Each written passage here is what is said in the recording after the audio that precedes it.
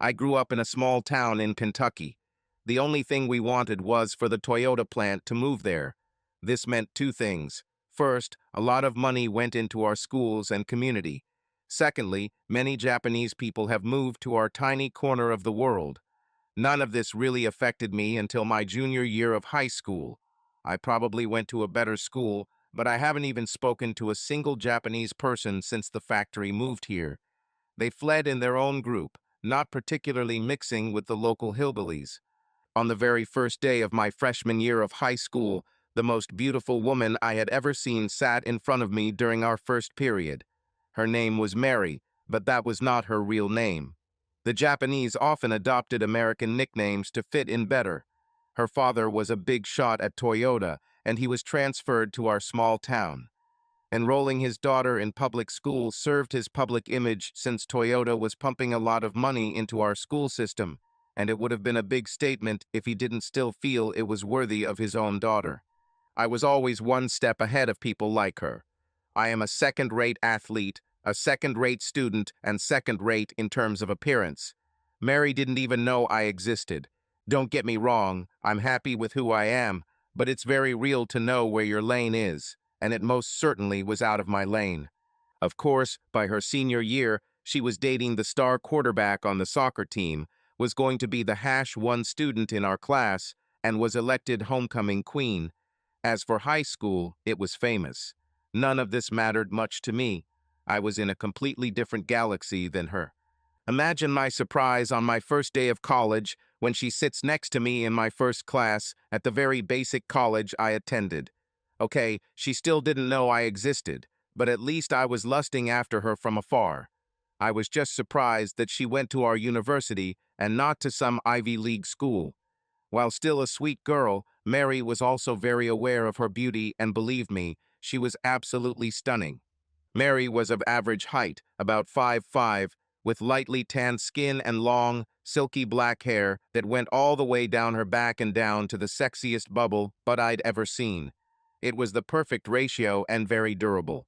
Surprisingly, she had quite large breasts for an Asian woman, but she was still very slim. She quickly became the object of attention for most of the male students in our small college. If she was popular in high school, she was successful in college. Under the watchful eye of her parents, she apparently discovered the joys of sex and let any cute guy try it. It was no secret that if you went on a date with her, you would be able to see how she was in bed, and believe me, many guys had this experience firsthand. It was an ever-changing list of the best sportsmen and women she had met. She was quietly called Merry-Go-Round because she definitely moved around campus. So you can understand my confusion when, at the beginning of our senior year, she simply walked up to me in first period and asked when I was going to invite her. Well, of course, I wanted my turn on Mary Goering since I had been lusting after her for years, but I was shocked that she even knew my name. I quickly learned that she also knew that I went to high school with her and even knew what classes we took together. Apparently, I was not completely unknown to her. She knew me all along, but still didn't want to date me. I wondered why she was suddenly interested now. Has she run out of muscleheads to play with? Of course, I asked her out after she almost told me. Nobody refuses Mary. I didn't do anything special for our first date. I was a broke college student eating ramen noodles with incredible frequency just to get by.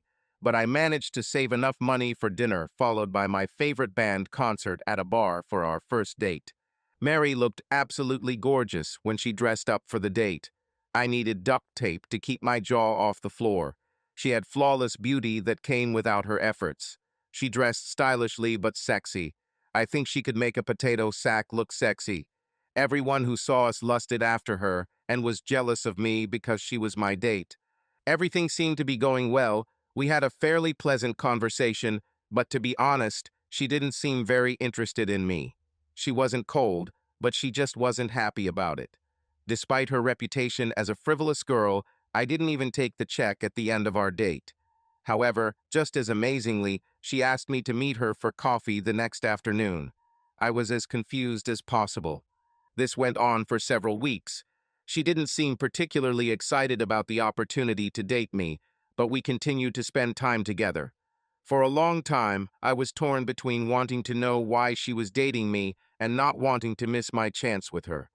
The only thing that bothered me was that I knew she was dating another guy at the same time.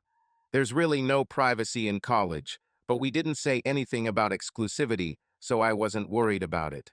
The question of why she was dating me plagued me for weeks.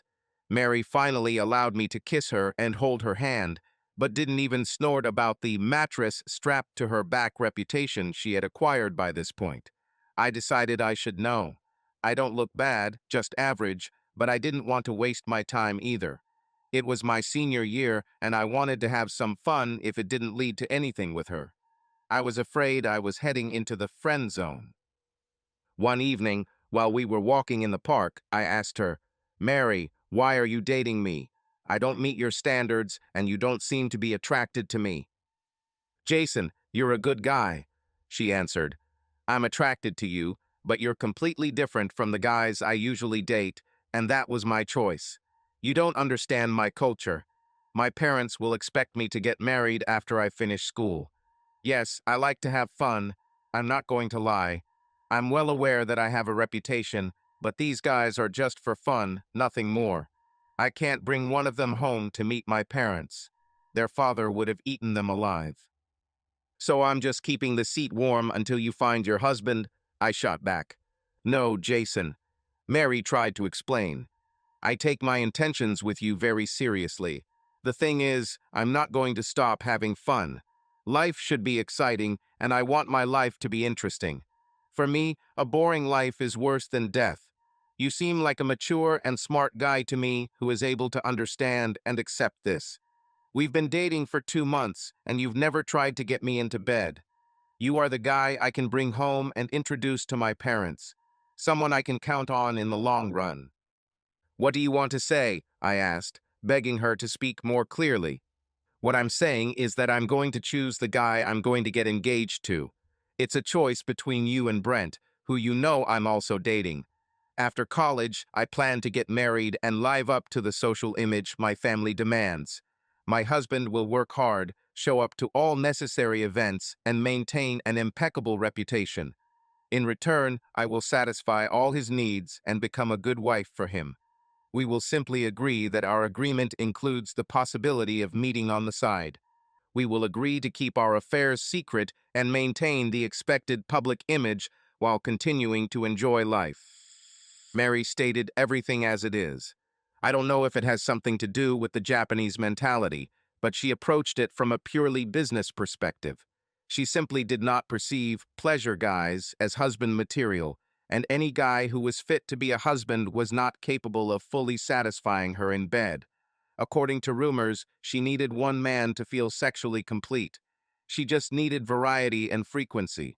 In a way, I could understand that, but putting up with that from a girl you're dating and wanting someone like that to be your wife are two completely different things.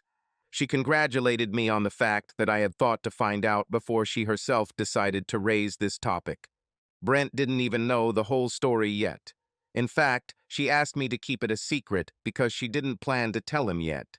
She wanted to continue evaluating both of us to decide which of us would be her groom. And then she surprised me. "Are you asking all this because you're losing interest?" asked Mary. "If so, I will let you have sex with me. It will be fair. I've been having sex with Brent for a month now." I just couldn't understand how she viewed sex as an extra privilege, like a week of vacation that an employer offers to lure a candidate. Her approach was completely different.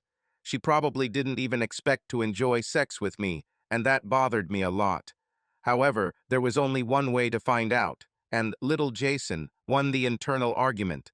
I decided to ignore all the red flags my mind was giving me. After all, I'm not a fool. Of course, I agreed to her offer of sex. The sight of her naked body almost brought me to tears. Her skin was absolutely perfect. Not a single flaw. Believe me, I studied every inch. I can't tell you how amazing she was. Tanned and silky smooth, I could touch her for hours. I just wanted to massage her skin, even if we weren't having sex. It was so nice to touch her. Although her appearance was not overtly extravagant, she had a natural grace that was mesmerizing. Her figure was refined, with grace that seemed to emphasize her every movement. There was a sense of harmony in her appearance, reminiscent of a work of art. Everything was so natural and perfectly balanced. She had incredible charisma and a special charm that was impossible to ignore. Her confidence and ability to completely control the situation amazed and delighted. Her presence filled everything around with a special energy that attracted and inspired. Her emotional openness and ability to enjoy moments made her unique. She knew how to appreciate every little thing and enjoy even the simplest things. Her love of life and energy were truly infectious, creating a special atmosphere around her. We continued to meet throughout the fall, and everything went well. However, I was disappointed when she didn't invite me to go to her parents' house for Christmas. Through friends, I learned that she took Brent home to meet his parents. Then I realized that I had lost. She didn't contact me during the holidays, which was normal when she was with someone else, but finding out she chose Brent was like a blow.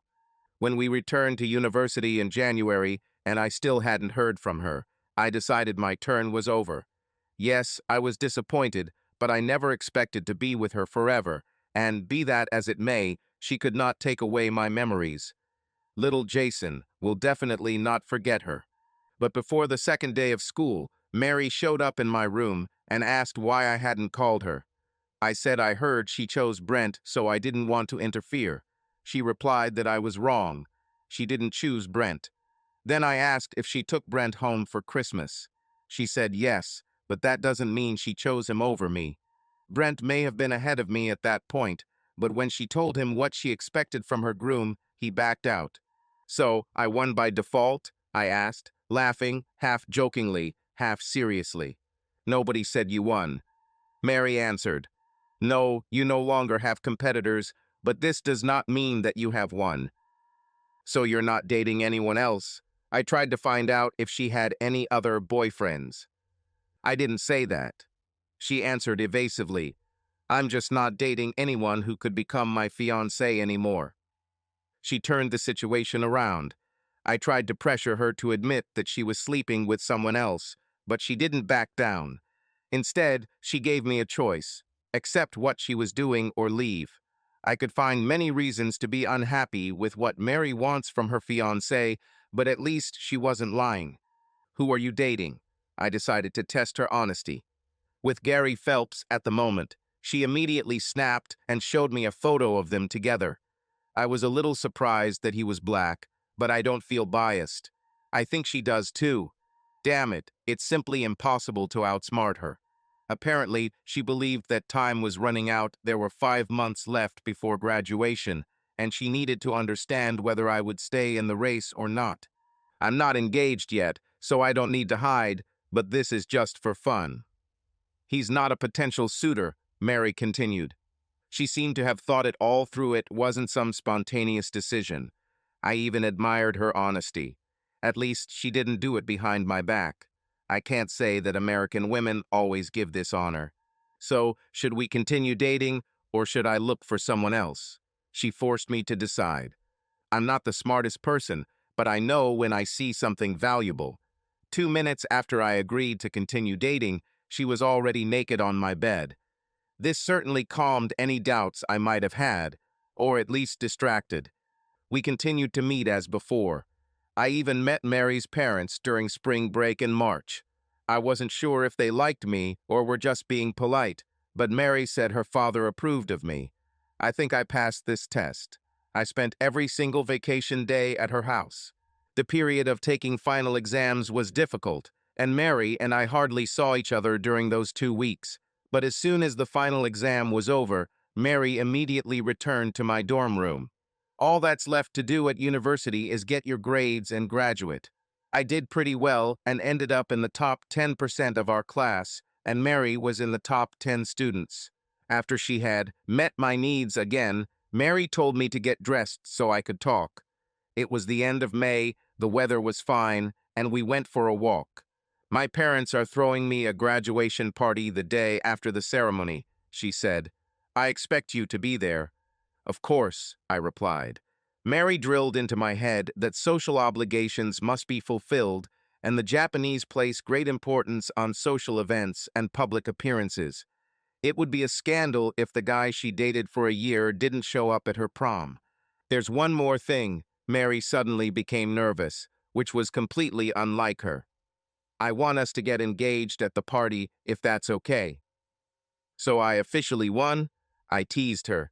I like to add a little humor to awkward moments, and I think she liked that. Sometimes she was too serious. Yes, Jason, you win, Mary laughed. If you want to know, you were always my first choice. From the day I chose you to start dating, I expected that we would eventually get engaged. But you took Brent with you for Christmas, I reminded her. Brent doesn't have the same character as you, Mary answered. I knew that he would bend to my demands, and I also knew that my father would automatically dislike the first guy I brought home. So this was the plan from the very beginning. I began to understand. Perhaps Brent was the backup option all along, and I was the main candidate. Yes, she admitted. This was also a test for you. I wanted to see how you deal with difficulties. Will you be jealous and make a scene, or will you show restraint and dignity? Clearly, you made the right choice. Mary was smart, but perhaps I still underestimated her. I played checkers, and she played chess. If you decide to accept me and everything I expect from a husband, then propose to me at the party and give me this ring. It belonged to my great-grandmother. You will know when the moment is right. If not, then this will be the end of our relationship. I had a week to think about everything. Mary was more than I could ever wish for, and it wasn't just her beauty, she was beyond any scale. She was sweet, polite, kind, funny, smart, and driven. She knew what she wanted from life and was not going to compromise. The question was whether I could be happy in the lifestyle she wanted. Am I ready to share it with someone else? Am I ready to share my bride? The thought came back to me again. I could date someone too if I wanted. Throughout our relationship, I never even thought about it, but she definitely said it. For a second, I wondered if she would mind if I actually started dating someone. Then I almost laughed at myself. Mary could handle a tornado inside an earthquake. I had no doubt that she wouldn't bat an eyelid if I started dating someone as long as it was done quietly. When I arrived at the party, I had not yet told Mary about my decision. It was a party like in movies about rich people. They hired a butler for the evening and also invited catering with waiters serving drinks and snacks. Sorry, rich people call them hors d'oeuvres. Mary's parents greeted me warmly. Her father winked at me and said quietly, "It's an important evening." Mary came along later, and I wasn't smart enough to find the right words to describe her. She was gorgeous, elegant, and sexy at the same time. The dress she wore must have cost a fortune, but prom only comes around once, right? She looked like a princess. I saw her naked, but I was still amazed. I couldn't understand why she wasn't a model or an actress. 99% of the guests at the party were Japanese, and I felt a little out of place. One of the guests happened to mention that Mary's father asked everyone to speak English during the evening, mainly because of me. I really appreciated and was impressed by such attention to me. Perhaps he treated me well after all. The party was fun. Mary had to go around to accept congratulations on her graduation, but she kept me close. After dinner, Mary's father gave a speech with amazing modesty and passion. He loved his daughter very much, and I admired him for that. He was an impressive man, the way I would like to become. Maybe with a little more sense of humor, but something like that. After he finished, he asked me if I wanted to say anything. This was that moment. I either had to make a nice speech or propose. I decided what I would do a long time ago. There was no doubt about it. If I could accept that Mary dated other guys when we were in a relationship, then it's no different if we're engaged. Besides, I will never find anyone better than her. I proposed and Mary agreed. 3 things changed very quickly. First, Mary, her mother, and my mother immediately began planning the wedding. They wanted a wedding in the fall without a long engagement. Second, Mary began to include me in her family's activities, including teaching me the Japanese language and proper behavior in their culture. It turned out to be much more difficult than I expected, including understanding the degree of bow you give to people depending on their age and position. Mostly I just watched her father and copied him. The third thing that changed was that all traces and even hints of Mary's outside meetings disappeared literally overnight. I tried my best to catch her doing it, just to see if she was still doing it, but no matter what tricks I tried, surprise calls, surprise visits, or sudden changes in plans, I couldn't find a single hint of what was happening. She was great. In August, just 2 months before our wedding, I still didn't know if she was seeing someone on the side or not. So I asked her, "Mary, are you still seeing other people?" "If you don't know, does it matter?" she answered. "If my own fiancé doesn't even notice, then I'm properly honoring our agreement. You know I'll never lie to you, Jason. Yes, I still date occasionally. Of course, we're very busy planning our future, so I don't have as much time as I did in college, but I still see people from time to time. I told you I'd be careful, and I think I did." I couldn't argue with the fact that she really was being extremely careful. I knew it was just because of sex, but I still couldn't help but be curious. Was it one guy or several? Did she go on dates every day or once a week? Luckily, work and wedding preparations distracted me from obsessing over it. Mostly, I just tried not to think about it. So, on the last Saturday of September, we got married. Everything went great, and we even took a week off from work to have a little honeymoon. Although we went to a tropical paradise, we barely saw the beach. I don't know if it was the happiness of the marriage or the fact that she was away from everything and everyone for a whole week, but Mary almost killed me. For example, we couldn't leave our room for breakfast without having sex at least twice. She's simply insatiable. The best night of my life was our wedding night. The white silk lingerie Mary wore was absolutely stunning. I had never been so excited in my life as I was at that moment when she lay down next to me. She pulled down my boxers and started giving me pleasure, something she had never done before. Of course I was surprised, and like an idiot, I asked her what she was doing. "I'm your wife now, Jason. My whole body belongs to you." She smiled so sweetly as she said this. Damn, she looked so sexy. Hey, I'm a regular guy. Feeling her touch for the first time was indescribable. This clearly wasn't her first experience with affection, but I didn't care. She was great. Her attention and care brought me into a state of complete delight. After that, she was ready to trust me with her feelings completely, and we could be together the way I had long dreamed of. Her openness and desire to give me joy was a real gift to me. I couldn't believe that she, with her incredible femininity and attractiveness, was now my wife. In a way, waiting for her before our marriage made the whole thing even more special. Like I said, she almost killed me that week. I'm not Superman, so I can only have sex 5 times a day or more for a limited time, no matter how sexy my partner is. By the end of the week, she was desperately trying to revive my exhausted manhood as we lay in bed late at night, having just finished having sex for the 5th or 6th time that day. But I simply didn't have the strength, although she wanted more. A week later, we returned to our normal lives and, with the help of Mary's parents, bought a house. We were both doing well at work and had a great life. Now that we lived together, it was easier to notice when she went missing, but as we agreed, I turned a blind eye to it. She honored our agreement, and I had more sex than I could handle, so why should I complain? We discussed this. She said that she did not have any feelings or love for other men, only sex. She swore that she loved only me, and I believed her. It wasn't just one thing, but many little things that added up to this feeling. I won't lie, she made me happy. Nobody wants to hear about the boring parts, but for 2.5 years everything was fine. No, not even like that, everything was just wonderful. There was not a single conflict.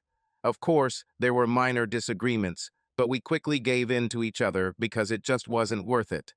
One Friday evening, after a particularly hard week at work, I came home to find Mary in our kitchen with some guy. She cried, and I immediately tensed. Did he hurt her? He certainly looked capable of it. Tall and muscular, he looked like one of those top-level athletes I always looked up to in school and college. These were the guys Mary usually chose. "Jason, this is Dave," Mary introduced him. What's going on here? I asked. Tell him, Dave said roughly, turning to Mary. Mary began to cry. I'm not too smart, but I'm not an idiot either. Something was clearly wrong, very wrong. Is this one of those guys you sleep with? I asked her rather rudely. I didn't like it being thrown in my face so openly. Yes, this is the guy I'm dating, Mary admitted, trying to hold on. But there is something else. Jason, I don't know how to tell you this, but I'm pregnant. My jaw dropped. I quickly assumed that since he was here, he was most likely the baby's father. Before I could ask, he interrupted. It's true, Jason, Dave said. I impregnated her, now she's my bitch. I was still stunned by it all. How could Maria be so careless as to get pregnant by this idiot? She'll stay with me whenever I want, Dave boasted. But don't worry, Jason, I have other girls, so I'll let her stay with you when I'm not using her.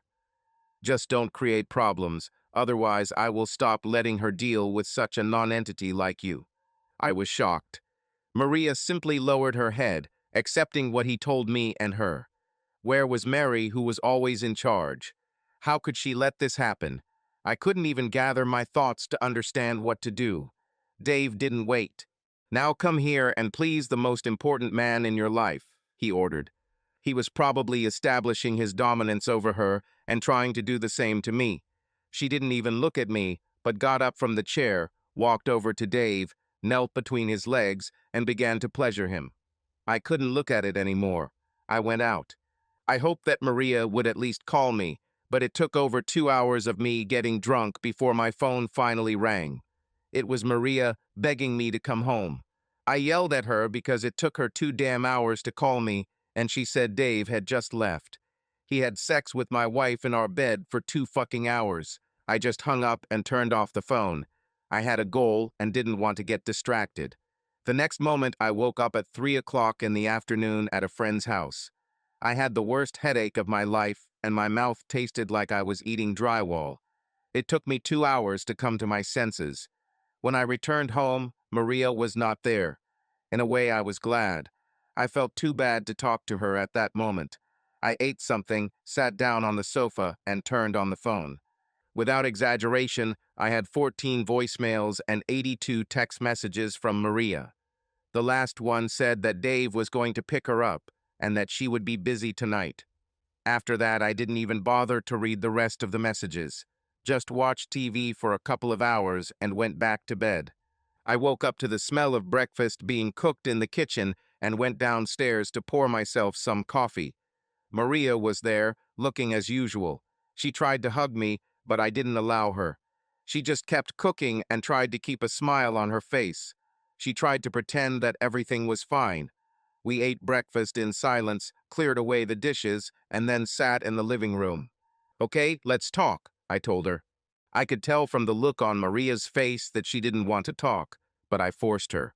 I deserve an explanation. In her defense, she made no excuses. She said it was her fault, but she avoided the point by simply repeating that everything would be fine. No, it won't work that way. I needed to know what the hell happened. I didn't shout, but I was strict. She was obligated to give me answers. I pushed on it until it broke. Maria simply said, "Fine. If you want to know everything, I'll tell you everything. I don't even like Dave. He's a jerk, but when he starts having sex with me, I'm ready for anything. I'm weak, and he turns me into nothing. What he does to my body, no one else can do. I just don't have the strength to say no to him. Yes, I like black guys, but that's only sexual. He just has sex with me like no one else can. And so he made you pregnant," I interrupted. "Let me guess, he doesn't use condoms and started having sex with you without them." "Yes," admitted Maria. "He said his goal was to get me pregnant, and I just let him. I couldn't stop. I told you I was weak. He just gets the better of me. I feel obligated to obey him." "And what do you want me to do?" I asked her. "You want me to just leave quietly?" "No, I don't want to lose you, Jason." Maria began to cry. "I love you. I really do. I can't live without you. I just can't handle it." And Maria rushed to me, fell to her knees, and literally begged me to forgive her. And that's the problem. We've reached a dead end.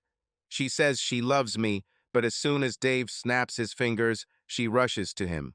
Apparently, he was going to have sex with her until he got bored and I was getting the leftovers.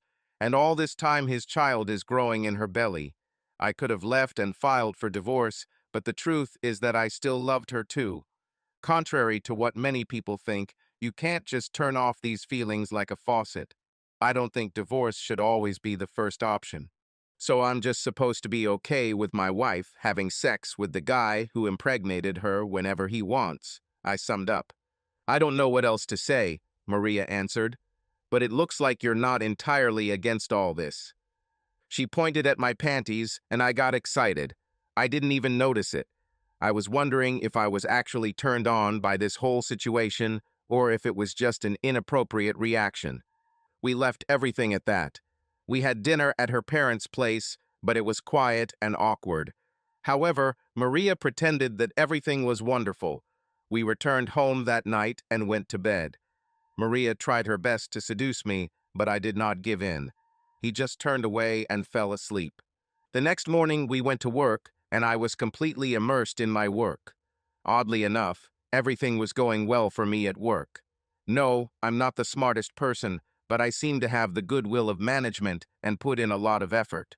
At about 5 o'clock, Maria wrote me a message that she would be late at work, and I shouldn't wait for her. I knew what this meant, but did not reproach her. At least she was honest about her sex life. That night, she did not return home. On Tuesday morning, she got up and was in the kitchen as usual. She smiled and hugged me before we had breakfast and started getting ready for work. In fact, if it weren't for her sleepover at Dave's, everything would be as if nothing had changed. She really tried to be a good wife to me, which was not easy considering that she is a bit spoiled by her good looks. Previously, she didn't have to try very hard to please her boyfriends. She just had to spread her legs. But now she was really trying to make things right. That night in bed, she wouldn't take no for an answer. She took hold of me and caressed me until I felt pleasure. I didn't even touch her. Afterwards, she lay in bed crying, which was extremely unusual. I can count on my fingers the number of times I've seen her cry. Despite her calm and reserved demeanor, she was an ordinary person capable of feelings. She just hid them well. I asked her why she was crying. "Because you don't want me anymore," she sobbed.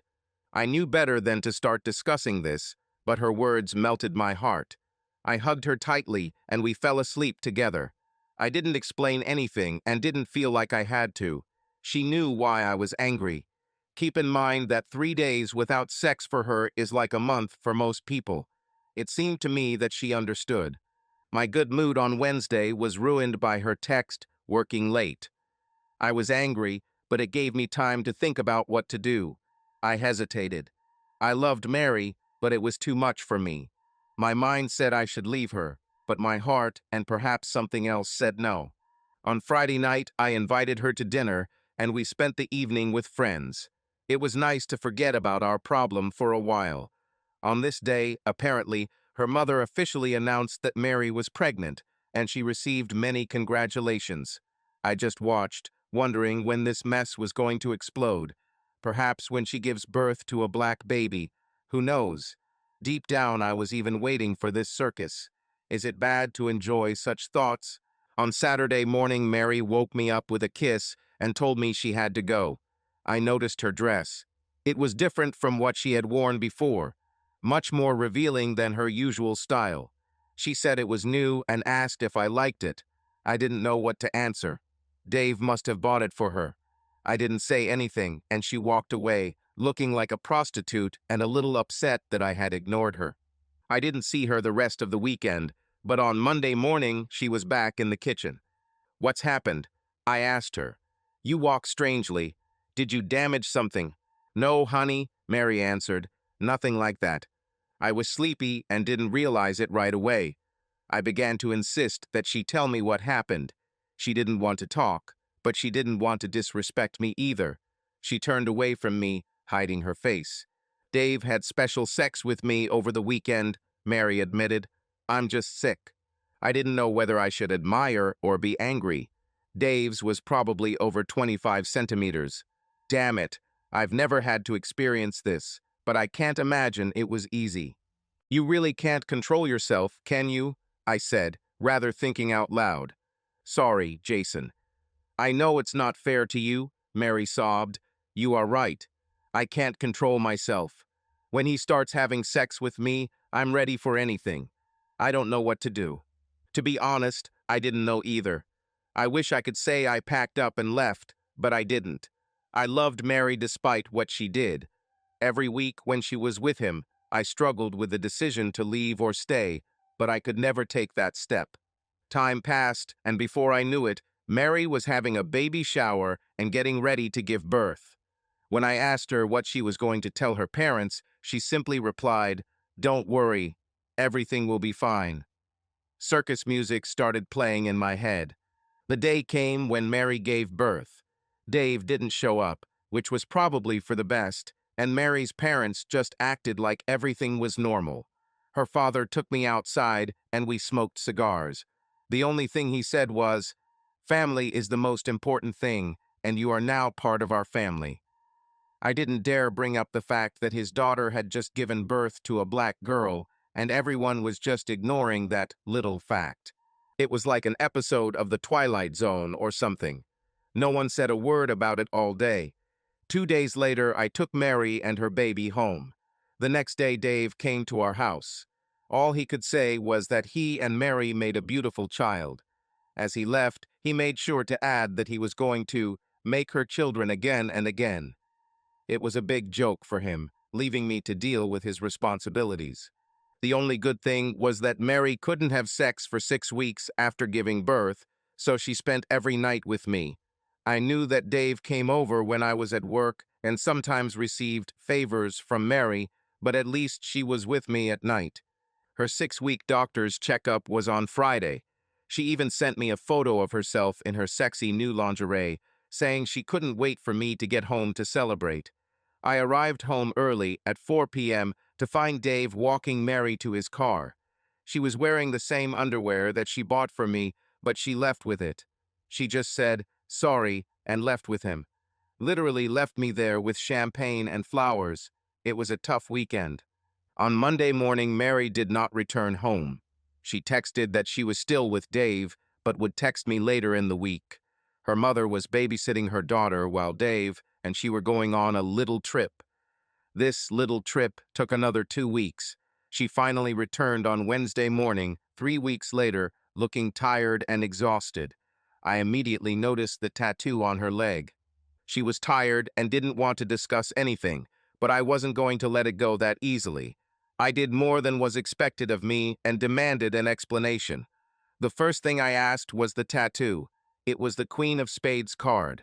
I did a quick Google and learned that it meant it was blacks only. She desecrated her perfect body. More precisely, Dave desecrated it. She wasn't even ashamed. She just told me everything. Dave took her to Los Angeles to introduce her to his friends. For the first week, he had sex with her almost all the time. Then, in the second week, he started sharing it with friends, sometimes 2 at a time. She became not just easily accessible, she became a girl of easy virtue. "And you didn't even think to call me so I could come save you?" I raised my voice for the first time in our entire relationship. "Who said I wanted to be saved?" she retorted before walking into the bedroom. I took the keys, left the phone on the table, got into my truck and drove off. He turned left from the house and headed to the bank. He withdrew half of our money and went back. But this time I didn't turn towards home. I just kept going.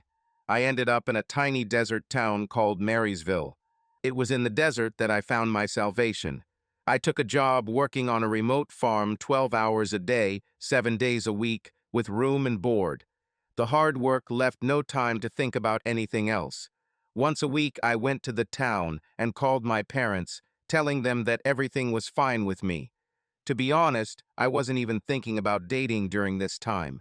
I just worked non-stop to collect my thoughts. Every week, my parents said that Mary would call or visit them looking for me, but they wouldn't tell her where I was. Her behavior remained strange, and I did not want to talk to her. This lasted 4 years. 4 damn years. and then she suddenly stopped calling and coming. She just disappeared. My father found out that Mary's father had been recalled to Japan, and he took his daughter with him. She didn't seem happy about it at all. After another year, I finally felt free from her. This story taught me an important lesson. I realized that it was my own insecurities that led me to this situation. If only I had put an end to it and stopped all her nonsense, perhaps everything could have been different, but I was always afraid that she would leave me if I did that. The only way to come out of this with dignity was to say no on the very first day she asked me to ask her out. Everything was doomed from the very beginning. There was not a single option that would have ended well for me. It was a hard lesson for me, but that's what happens when you try to date someone above you. This greatly affected my self-esteem. Working in the desert helped me restore it. Now I know that I was fine, I just needed to stay on my level. The irony is that after 5 years I have become considered a good match by most of the women I interact with, and Mary will be incredibly lucky if she ever finds a decent man who wants to date her. She has piercings, tattoos, and 2 black children. No decent man would even look in her direction, no matter how beautiful she once was. In a way, I felt sorry for her, but she brought all this on herself. After 5 years on the farm, I decided to move to a real city and get a regular job. It was time for a change. Gradually, I began to return to the world and communicate with people again. About 2 months after this, a Japanese woman I didn't know contacted me. She talked to my parents, and they agreed to give her only my email address. One evening after work, I opened her message. "Mr. Jason, my name is Miyuki, and I apologize for disturbing you. But this is a matter that only you can help with. I'm a psychologist at so-and-so University, and one of my patients is your wife, Mary. Her father has received power of attorney to represent her as she is currently undergoing treatment at our facility. He has authorized me to discuss certain aspects of her treatment with you. Please understand that this is a very unusual situation that has brought me to you." Mary attempted suicide twice, and in our discussions, I discovered that the root of this problem was her feelings of guilt over your separation. She believes that she must atone for her guilt in order to become worthy of being with you again. So she believes that she needs to end this life in order to start paying off the debt that she believes she owes. Therefore, I request you to come to our facility and meet her. I think you are the only one who can convince her to give up this idea. It would greatly help her treatment if she were allowed to apologize to you and ask for your forgiveness. Please understand that this is not an attempt to get your relationship back. She only hopes for forgiveness. She has accepted that reconciliation is impossible, but believes it is important not only for the redemption of her soul, but also for your happiness. She fears that you are suffering daily because of her actions, and I think that forgiving you and showing your well-being will free her from this burden, and perhaps remove her desire to end her life. I would not have contacted you if we had not reached a dead end in her treatment. No matter what I do, I cannot bring her out of this belief. She is determined to end her life, and only you can help change her position. Her father has arranged for your travel and stay to be paid for at his expense if you agree to meet her. I urge you to consider this step to help her. Best regards, Dr. Miyuki. I talked to my parents, and after returning to Japan, Mary's parents sent her to rehab and arranged for her to undergo therapy.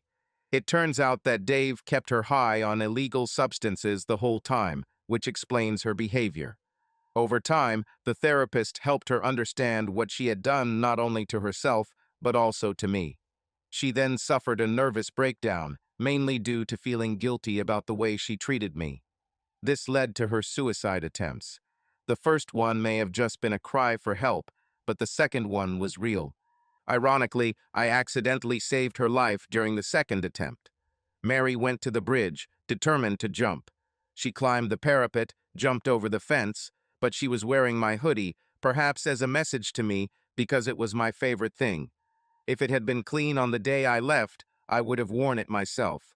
The hood caught on the fence she had jumped over, holding her back long enough for passers-by on the bridge to reach her and prevent her from freeing herself and falling. After this, her father took control of the situation and she was hospitalized.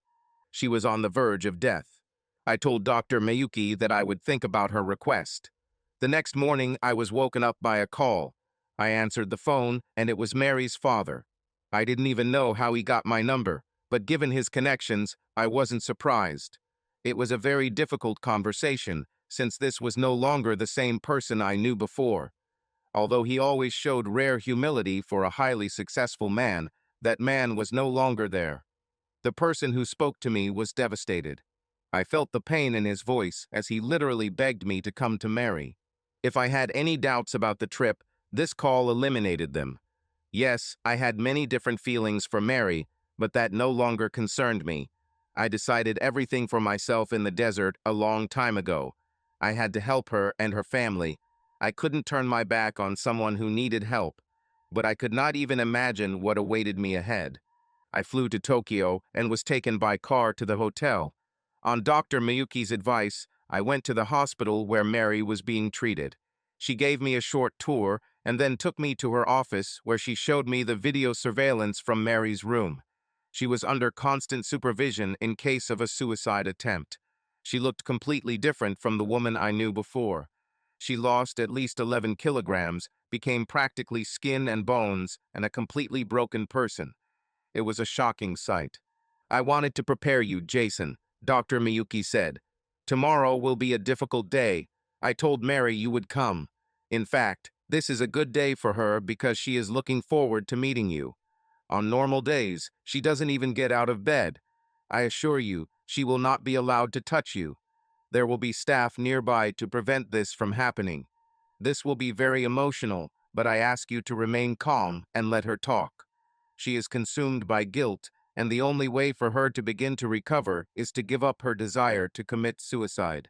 I've discussed this with her many times, and she knows not to expect reconciliation. She just hopes for forgiveness. I told the doctor that I understood and that I had prepared for it, but the truth was that nothing could have prepared me for what I saw on the video in her office. I could hardly believe that this was the same woman I had been married to 5 years ago. She looked so thin and weak. Now I understand why her father was so depressed. I didn't sleep at all that night. I would like to say that it was jet lag, but the image on the screen in Dr. Miyuki's office haunted me. How could it have gone this far? How could this woman be the same confident and energetic person I once married? The woman who did not compromise in life. Part of me wanted to say that she got what she deserved, but I didn't want to be that person. It wouldn't make me any better than her. The entrance to the hospital room was similar to how I imagined a prison. I had to take off the belt and laces. Then I was carefully searched to exclude the possibility of bringing prohibited items. Eventually, Dr. Miyuki and I found ourselves in a brightly lit room with only built-in benches. Not a single piece of furniture. Everything looked sterile. The door opened and 2 employees brought Mary in.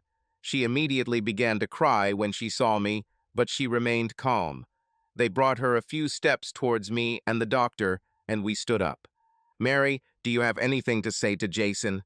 Dr. Miyuki asked in a calm voice. "Jason," Mary began, "I want to apologize for my behavior. I hurt you, and you didn't deserve it. I was wrong to treat you like that. Let me beg for forgiveness." She then knelt down and pressed her face to the floor in an act of humility, literally begging me for forgiveness.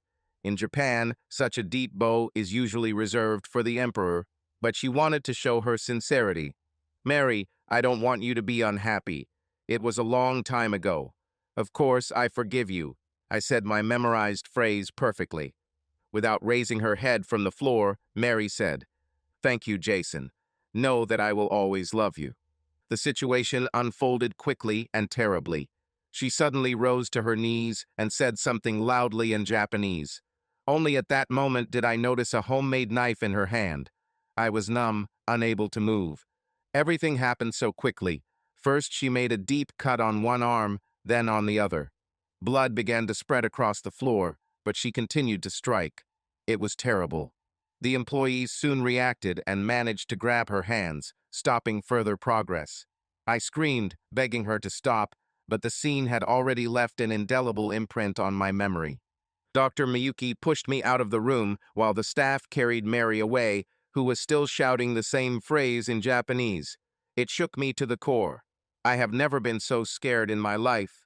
I just fell to the floor. I couldn't stand on my feet. Dr. Miyuki raised my head and said something, but I didn't care. I didn't want to listen to her excuses. Dr. Miyuki took me to her office, where I lay on the sofa for half an hour before I felt the strength to stand up. Immediately, I asked what had happened to Mary and was told that she was in surgery. I guess the only good thing was that she was already in the hospital, so they acted quickly. I had to know, so I asked Dr. Miyuki what exactly Mary had been screaming all this time. My Japanese was only basic, and I didn't understand some words. Mary kept repeating the same thing over and over again, and the doctor knew I wouldn't take no for an answer, so she finally told me. I will find forgiveness in the next life, Dr. Miyuki explained. Hearing this, my heart broke. Even though I told her that I had forgiven her, I don't think she could forgive herself. I think she saw our meeting as a way to say goodbye to me. It hurt to know that another person felt this way because of me. No matter how justified my resentment was, I never wished it on her. Dr. Miyuki tried to send me back to the hotel, but I didn't agree. I showed a little American character and insisted that, technically, I was still her husband, and if I was kicked out, I would cause a scandal. Eventually, I was allowed to wait in the waiting room outside the operating room. A few minutes later, Mary's parents appeared. They looked just as depressed as I did. Despite the circumstances, they greeted me warmly. After all, it wasn't my fault. They asked me what went wrong, and I told them everything that happened. Then Dr. Miyuki returned, and Mary's father spoke to her. Dr. Miyuki observed the operation that Mary was performing. She told him in English so I could understand that Mary was still alive, but two teams of surgeons were desperately fighting to stop the bleeding. Mary had caused great harm to herself, and her life was literally hanging by a thread. It was not a cry for help. It was a serious attempt to commit suicide. Even after the operation was completed, doctors were not sure that Mary would survive. Essentially, the Surgeon General said the next 24 hours will be critical. If Mary survives these 24 hours, the chances of her recovery will be much higher. I stayed in the hospital overnight and all the next day. Only the next night Mary woke up. It wasn't a scene from a movie, and she wasn't happy, and her problems didn't go away. She was still depressed and had to be physically restrained to prevent her from hurting herself again. Dr. Miyuki invited us all to visit her briefly. She needed to feel like she cared, that people wanted her to get better. To be honest, up until this point, I had a lot of repressed feelings for Mary. I still had some anger and resentment towards her, but seeing her like this for the past few days made me stop having those feelings. There was a man in front of me who needed help, the man I once loved. When it was my turn, I spoke to her. "Hello, how do you feel?" I asked her. She was weak, but she simply nodded. "Mary, I'm sorry I made you feel this way. I'm sorry I distanced myself from you the way I did. I wasn't strong enough to face you, and it's my fault," I said, a little worried. "Jason," she answered quietly, "I'm sorry. It's entirely my fault. I want to take responsibility for my actions. If you're truly sorry, then stop trying to hurt me again." I decided to approach this differently. "I will always care about you, and it hurts me to see that you tried to commit suicide. If you really want to redeem yourself, then get well and leave this place.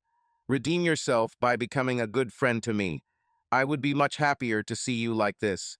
I thought you would be happy if I died." She began to cry. "No, I wouldn't be happy at all. That would make me very sad," I quickly replied. "No matter what, I want you to live a happy life, and it hurts me to see you in this state. I want Mary to come back. I want to be your friend again." Mary simply nodded. I didn't know if my words reached her heart. Only time could tell. "They want you to rest now, but I'm not going anywhere. I'll be here today, tomorrow, and every day until you get better," I told her, and it was the truth. The more I thought about it, the more I realized I could either go home to my boring job and life where I did nothing but take care of myself, or I could stay here and actually help. I had a rare chance to make a difference in another person's life. I realized that this is why Mary crossed my path years ago. I was sent here to help her at this very moment. So I went back to the waiting room and Mary's father asked if I was going back to the hotel. No, I answered. I'll stay here as long as necessary. I promise you that I will do everything I can to help you get your daughter back. I almost fainted when he hugged me. This was completely out of his style, and I heard him say to me, "Thank you." He didn't even hug me on our wedding day. Once again, I was amazed at how much he cared for his child. At this moment, he was not a leader or a businessman.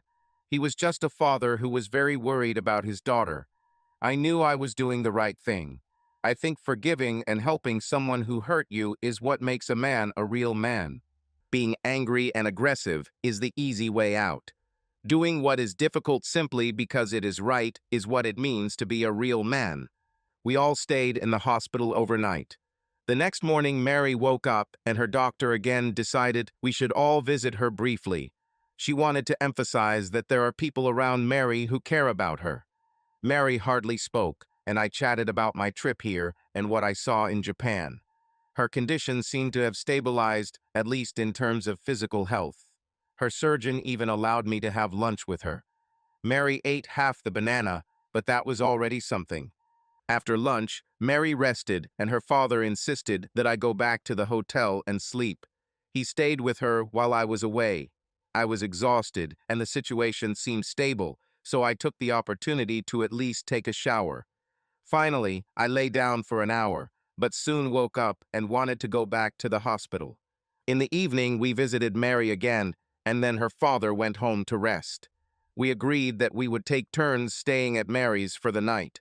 After 4 days, she was transferred to a less restrictive area of the hospital where we could visit her longer and together. By then, her psychologist, Dr. Miyuki, had begun working with Mary. She immediately got down to business and tried to find out why Mary was hiding her intentions. They met for 2 hours a day for the next 6 days until Dr. Miyuki asked to meet with me and her father. "It's still too early to say anything, but I'm optimistic," Dr. Miyuki explained. "I don't know what exactly you told her, Jason, but she seems to have a purpose. She says she wants to be your friend again and has realized how her suicide attempts hurt you and her parents. I think she wants to move on. This is something I haven't seen in all the time I've been working with her." After a few days, Mary was transferred back to the mental health unit. She began rehabilitation to regain mobility in her arms and continued therapy aimed at emotional recovery. I visited Mary every day for 2 weeks, and she seemed to be making progress. Dr. Miyuki noted that Mary became a completely different person in therapy. She opened up and began to seriously work on herself. Then I talked to her father. I needed to return to the US to take care of some things. He said he understood and surprised me with his request. "Jason, I want you to live here, at least temporarily. I know that your home is in the USA, but I need you to be here as often as possible to help Mary. You've already done so much for her, and I don't want her to lose the progress she's made. If I organize everything, will you agree?" I said I needed to think about it, but I would consider the offer. In any case, I needed to return home for 5 days to pack clothes and other things that might be needed for the coming weeks. I promised to explain everything to Mary before leaving so that she would know that I would be back. Mary reacted to this with understanding. It seemed to me that she believed it when I said that I would return in 5 days. This was important to me because I didn't want her to think I was leaving her. When I returned home, I took care of business. I had a long talk with my parents, who still loved Mary despite what had happened, and told them everything. They were shocked and greatly saddened. I paid the bills, did the laundry, and then went to work to ask for an extension on my vacation. I had already used up all my vacation and sick days, but to be honest, I didn't care if they approved my application. If I was fired, I could receive unemployment benefits. However, at work they accommodated me and gave me leave. I asked everyone I knew to write letters of support for Mary as she was banned from the internet. When I returned to Japan, I gave her these letters. She was glad to see me, and after spending the day with her, I gave her time to rest. Her father met me at the ward. While I was away, he managed to organize a lot of things. He gave me a phone that works in Japan and the keys to a fully furnished apartment nearby, where he paid all expenses. Even my groceries were purchased through the housewife so that I could concentrate on helping Mary. Mary's physical health improved, and she regained almost full mobility in her arms. Her psychologist noted significant progress in therapy. After a few months, she was allowed to leave the hospital for short periods of time, accompanied by me or her parents. She especially enjoyed just sitting in the sun and enjoying the simple pleasures of life. Although the threat to her life had passed, doctors continued to find out the reasons for her actions. The doctor explained that Mary had low self-esteem and used sex as a way to compensate for this feeling. The tattoos and piercings were attempts to make her appearance as ugly as she felt on the inside. The final step in therapy was volunteering at the hospital. She especially enjoyed working with children and expressed a desire to continue helping them even after discharge. This made her doctor very happy. While her doctor agreed that the immediate threat to her life had passed, they still needed to find out the reasons for her actions. As with many things in psychology, there was no clear answer, but the doctor gave her psychological tools that she could use when faced with difficulties, rather than turning to sex as a way to release herself. Her doctor suggested that this was a coping mechanism and that Mary had been hiding feelings of self-doubt and low self-esteem for a long time. Sex became a kind of crutch that supported her self-esteem. Being desired makes anyone feel better, even if it's just physical attraction.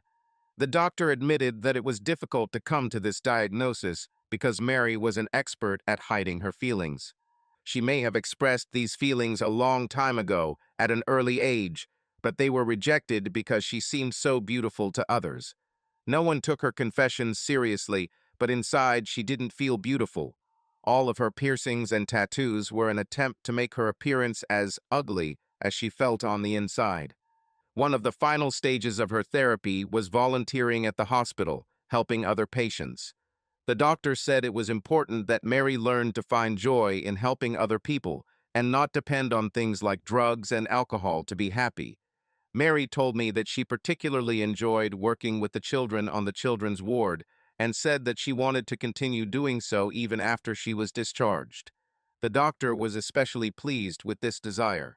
The day came, almost 6 months after her suicide attempt, when she was about to be discharged. Her doctor invited us all in and said we should be proud of Mary because she has come a long way.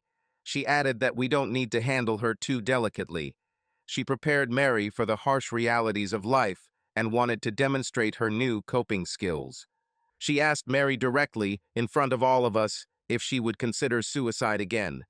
Mary was nervous, but confidently answered that she was not. She said she realized how her actions had consequences not only for her, but for other people, and that suicide was a selfish act. Now she was worried that the people she loved would suffer if she did something like that again. Then the doctor asked her, "Who are these people who love you?" Mary smiled for the first time in a long time. "My mom, my dad, you and Jason," she answered. "Do you think Jason will become your husband again?" The doctor asked, making me feel uncomfortable. "No," Mary answered very definitely. "I hope he can be my friend again. I miss having him in my life." Feeling tense, the doctor moved on to the next question. "What will you do if someone makes you feel uncomfortable?" "I will express my feelings to this person, and if he does not respect my feelings, I will try to leave this situation. But first of all, I will talk about it with those who care about me." The doctor smiled. "Who are these people?" "You, my parents, and Jason," Mary answered. "Mary, you have all the tools to live a happy life. Sometimes it will be difficult. Everyone has hard days, but you don't have to carry the load alone anymore. You have people who love you and will help you when you are down. First of all, I want to remind you, don't be afraid of your feelings. It's normal to feel bad sometimes. We are all here for you. You can trust the people in this room, but you have to allow yourself to trust." The doctor stood up after her speech, and Mary smiled again. She stood up and hugged the doctor tightly. Then she whispered something to her, and they parted. Mary's parents took her home, and I was invited to join. Mary especially enjoyed meeting her children, and I was amazed at how much she loved them. I mentally reminded myself not to blame them. Of course, they were the result of Mary's infidelity, but it was not their fault. I forgave Mary and wanted to treat the children with kindness. I was nervous for a few nights after Mary returned home. I was afraid of getting that same call. Sometimes I would wake up in a panic, afraid that she had hurt herself again, but that call never came. Mary took small steps. She began seeing a therapist 3 times a week and then volunteering at a children's hospital. She was fine with that as long as she regained her strength. At this time, I began to think about my future. Mary needed me less and less. Sometimes we only communicated by phone, but she always reached out to see how I was doing, and I always asked how she was doing. I was very happy when she first told me about her bad day. I offered to come right away, but she stopped me, saying that she just needed to talk, and that's exactly what we did. I had to learn to just listen and not try to fix everything. For example, there was a doctor at the children's hospital who was cold towards her. Instead of keeping it to herself, Mary talked about it and decided it was okay. Not everyone has to be friendly to her, it's part of life. This doesn't mean she's a bad person. Her father sensed my desire to move on and proposed to me. He knew I wouldn't accept an offer to just work for him, but he offered to set up an interview with one of his business partners. He made it clear that I would be on my own and he would not interfere in the process, but it was a good job that would allow me to stay in Japan and remain in Mary's life. I agreed to go for an interview. The company was manufacturing products for their subsidiary and needed someone to be their point of contact for all matters related to the subsidiary. They had already tried to appoint several Japanese engineers to this position, but nothing worked. Yes, we Americans can be difficult to communicate with sometimes. I immediately liked this man, one of the rare Japanese who was both very funny and happy. I literally believe he can't go 5 minutes without laughing. His philosophy was that when it's time to work, you work, but when the work is done, you should enjoy life. The people working for him seemed very happy, and I would want a boss like him, no matter what country I am in. He gave me a tour, explaining that they don't have timesheets or attendance logs. He said he trusts his employees, and all that matters is getting the job done, not the amount of time spent at their desk. Progressive approach, and I really liked what I heard. We sat down in his office, and he asked me all the standard questions. And then, as if making a statement, he said, "Okay, the interview is over. Now is the time for communication. Jason-san, Mary's father told me what you did for her. You are a good person, and I believe that good people deserve a chance. I can teach you our business, but I can't teach you how to be a good person. I need people like you in my company." And that's how I agreed to work for him. Everything has changed. I found myself thousands of miles from home, but settled into a routine. Mary became an important part of my life. We talked every day and spent many evenings together. She needed a stable person in her life, and I provided that for her. We became much better friends than ever before. It's funny how things change when sex is no longer a factor. She tried to show me respect. A little late, but better late than never. Life went on as usual. Gradually, I formed a small circle of friends, and so did Mary, although she only associated with women. Just my observation. Even with our developing social lives, we always talked every day, even if it's for 5 minutes. I usually skipped the famous Japanese drinking parties. It was never my thing, but some friends once invited me to a baseball game. It was completely different from the games in the US. The fans showed a real sense of camaraderie. Each section chose a player to root for, made posters, came up with choreographed chants, and just had a great time.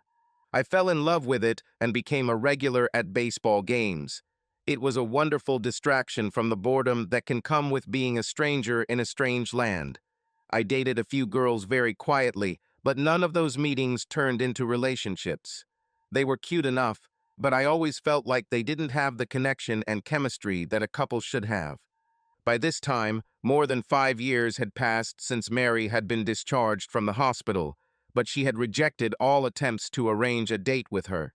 Her friends tried, Her parents tried, even I tried, but she shut everything down at the root. Finally, her father asked me to try again, and I came up with a plan. At that time, I was dating a girl and asked her if she had any male friends that I could introduce Mary to. She suggested her cousin, who seemed like a decent enough guy.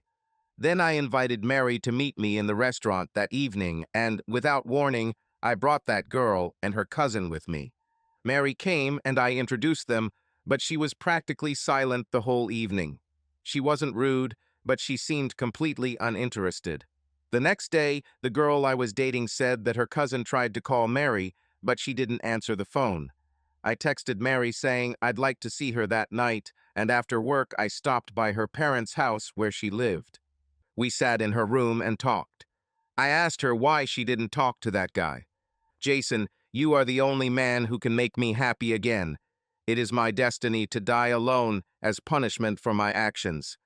I will never accept another man in my life, no matter how long I live," she told me. So I left everything as it was, and we continued to live our lives. I was nowhere near smart enough to give her advice on this matter, and it was none of my business. If her father hadn't asked me, I wouldn't have gotten involved at all.